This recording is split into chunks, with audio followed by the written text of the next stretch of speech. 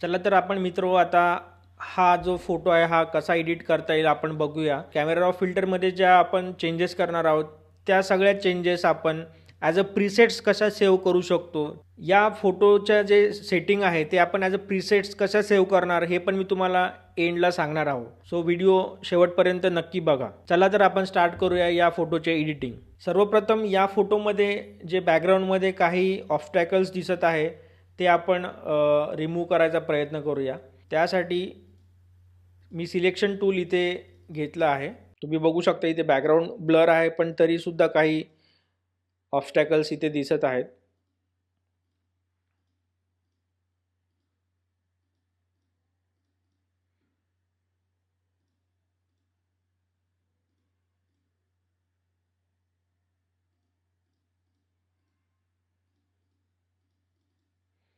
आता यानंतर जेव्हा आपल्याला ह्या गोष्टी रिमूव्ह करायच्या तेव्हा राईट कर्सर आपण दाबून जनरेटिव्ह फील्डमध्ये जातो आणि तिथे कमांडमध्ये कुठल्याही गोष्टी किंवा कुठलाही प्रॉम्प्ट आपल्याला द्यायचा नाही आहे. विदाऊट प्रॉम्प्ट आपल्याला जनरेट हे ऑप्शन इथे प्रेस करायचं आहे. जेव्हा आपण फोटोशॉप किंवा लाईटरूममध्ये AI टूल यूज करतो तेव्हा आपला जो कम्प्युटर आहे तो इंटरनेटला कनेक्टेड हवा असतो. तर तुम्ही बघू शकता इथे 3 व्हेरिएशन आलेले आहेत. आपण तीनही ऑप्शन जे आहे ते बघूया. मला इथे फर्स्ट आणि जो लास्ट आहे तो बेस्ट वाटत आहे, त्यामुळे मी थर्ड ऑप्शन इथे चूज करतो. मित्रो इथे आपण फोटो एडिट करताना इमेजची आपण डुप्लिकेट लेयर करायला विसरलो होतो, तर आपण ती आत्ता पण इथे करू शकतो. सिम्पली आपण ही इमेज जी आहे ती प्लस या साईनला जाऊन आपण सोडून द्यायची, तर एक बॅकग्राऊंड लेयरची कॉपी तयार होते. आणि त्यानंतर AI टूल आपण यूज करून जे जनरेट केलेलं आहे बॅकग्राऊंडमध्ये ती लेयर आपण इथे या लेयरमध्ये कमांड ई दाबून, मॅकबुक जर तुम्ही यूज करत असेल तर कमांड ई दाबून आपण मर्ज करायची आहे. आणि जर तुम्ही विंडोज वापरत असेल कंट्रोल ई दाबून त्या दोन लेयर्स तुम्ही मर्ज करू शकता. आता हा आपला फोटो इथे क्लीन आणि रेडी आहे एडिटिंगसाठी. आता याला आपण थोडं क्रॉपिंग करू शकतो इथे. त्यानंतर आपण फिल्टरमध्ये जाऊन कॅमेरा रॉ फिल्टरमध्ये जाऊ शकतो किंवा कमांड शिफ्ट आणि ए दाबून कॅमेरा रॉ फिल्टरमध्ये आपण जाऊ शकतो. फोटो एडिटिंग करत असताना मी जे काही प्रीसेट्स ऑलरेडी सेव्ह केले आहेत त्यामधनं मी सर्व प्रीसेट्स आधी अप्लाय करून बघतो. त्यामधनं जर कुठला मला आवडत असेल तर तो मी इथे अप्लाय करणार आहे. तुम्ही बघू शकता इथे.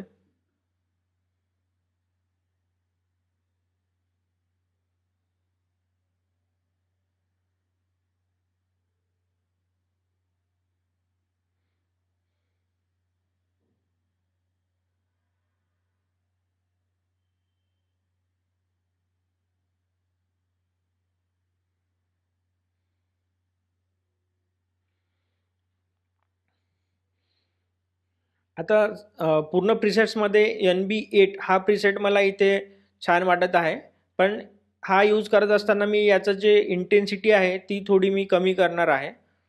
तर इथे तुम्ही बघू शकता अराउंड 50% मी इंटेन्सिटी याची घेणार आहे.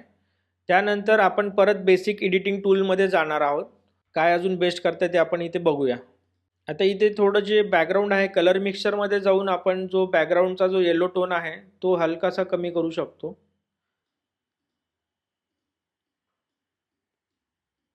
वेडिंगचे जे फोटोज आहेत ते एडिट करत असताना आपण प्रीसेट्स लावून जेव्हा यूज करतो तेव्हा तुम्ही त्या कॉस्ट्यूममध्ये किती चेंज होत आहे त्याच्याकडे पण तुम्ही लक्ष दिलं पाहिजे.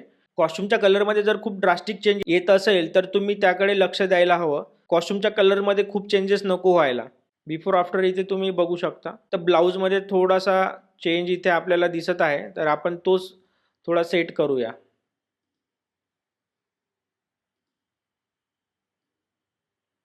बघू शकता तुम्ही आपण थोडा ब्ल्यू आणि ॲक्वा जो आहे तो परत सॅच्युरेशनमध्ये जाऊन एनहान्स केलेला आहे. तो डार्क करण्यासाठी तुम्ही त्याचं लुमिनन्स जे आहे ते थोडं अजून डाऊन करू शकता आणि परत ह्यूमध्ये तुम्ही जाऊन तो कलर परत गेन करू शकता. तर अशा प्रकारे परत आपण इथे बिफोर आफ्टर चेक करूया. तर आता इथे छान दिसत आहे. त्यानंतर स्किन टोन चेंज झाली आहे. तर आपण तिथे ह्यूमध्ये जाऊन ऑरेंज टोनला आपण जर प्ले केलं तर आपण अशा प्रकारे जो स्किन आहे ते आपण प्रॉपर सेट करू शकतो. आता इथे ब्राईटचा कॉस्ट्युमचा कलर येलो आहे, जो की आपल्या स्किन टोनमध्ये पण येलो टोन हा आपल्याला दिसतो. तर तुम्ही बघू शकता दोन्हीही गोष्टी इथे चेंज होत आहे. त्यामुळे स्किन टोन हा जो नॅचरल आहे तोच आपण इथे घेऊया. स्किन टोनमध्ये परफेक्शन जर आलं तर आपला कॉस्ट्युममध्ये पण छान कलर जो आहे येलो तो आपल्याला इथे मिळेल. आता ग्रीनरी जी आहे खूप व्हायब्रंट नको दिसायला, त्यामुळे त्याचं जे सॅच्युरेशन आहे ते आपण थोडंसं कमी करू शकतो. आणि त्यानंतर ह्यूमध्ये जाऊन ग्रीनरी थोडी आपण चेंज करूया अशा प्रकारे.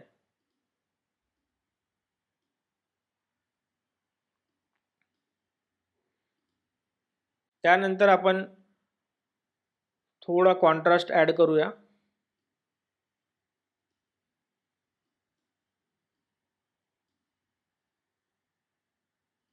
आणि हलके हायलाइट्स ॲड करू.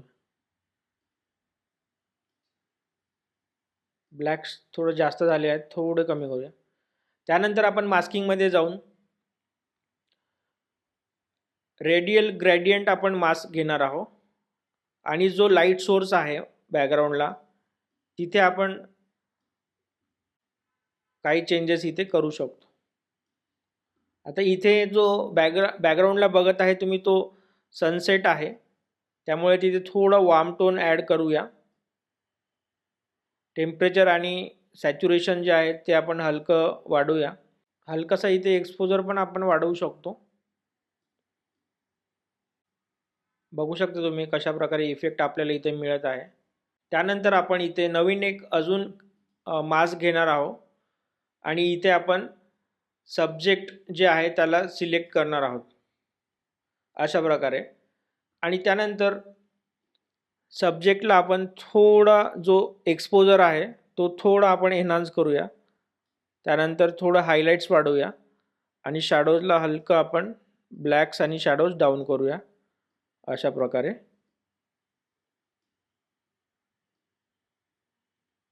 इथे बघू शकता जे सब्जेक्ट आहे ते थोडं अजून पॉपअप झालेलं आहे. आता या फोटोमध्ये जे कलर टोन आहे ते सगळे हवे तसे मी अचीव केले आहे.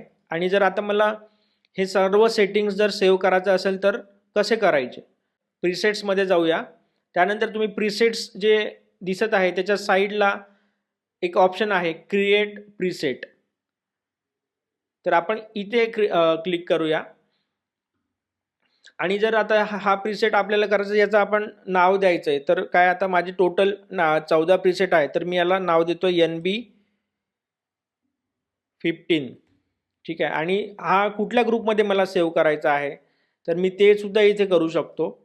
नवीन ग्रुप आपण फॉर्म करू शकतो किंवा जो युजर प्रीसेटचा ऑलरेडी जो ग्रुप बनलेला आहे माझा NB प्रीसेट्स यामध्ये ते डायरेक्टली सेव्ह होतील.